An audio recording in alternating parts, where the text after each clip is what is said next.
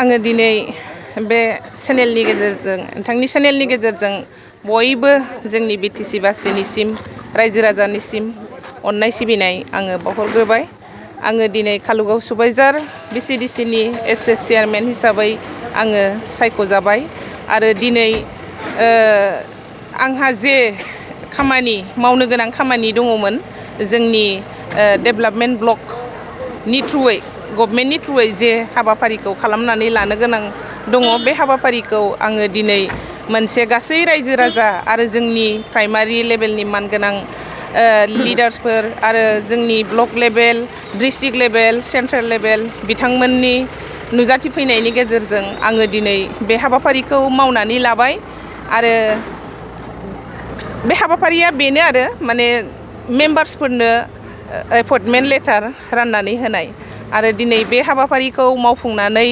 लानायनि गेजेरजों आङो जोबोद गोजोननाय मोनबाय आरो गोबां रायजो राजाफ्रा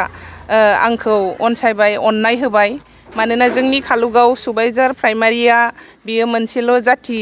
गैया बेयाव गोबां कास्टनि जोंहा मानसिफोर दङ गासै कास्टनि मानसिफ्रानो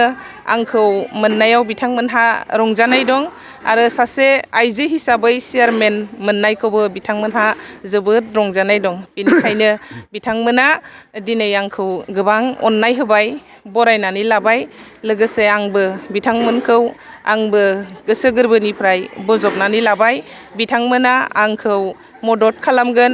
बिथांमोननि मददजोंनो आङो रायजो राजानि जौगानायनि हाबाफारिखौ आङो मावलांनो हागोन होननानै आङो मिजिंथिबाय आरो गोजौ लेभेलाव थानाय जोंनि BPF दोलोनि बा जोंनि सरकार लेभेलनि जायमोन मानगोनां बिथांमोन जोंनि चिफ सारमोन लोगोसे जोंनि TCLCC चेयारमेन बिथांमोन आरो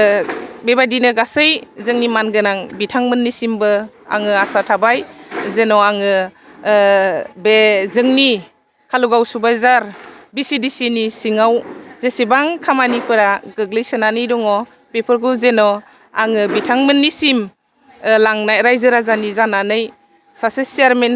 जानानै जेन' बिथांमोननिसिम आंनि लांनाय मा होननांगौ बेखौ मावफुंनो हागोन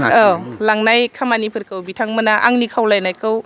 बिथांमोना गनायगोन आं आसा खालामनाय थाबाय जोंनि मानगोनां बिथांमोननिसिम। गासै साबेसे दं मेम्बार हिसाबै? मेम्बार हिसाबै जोंहा 17 जन दङ। 15 जन माने डाबल दङ नालाय बेनिखायनो गासै 17 जन आरो चेयारमेनजों लोगोसे 18 जन।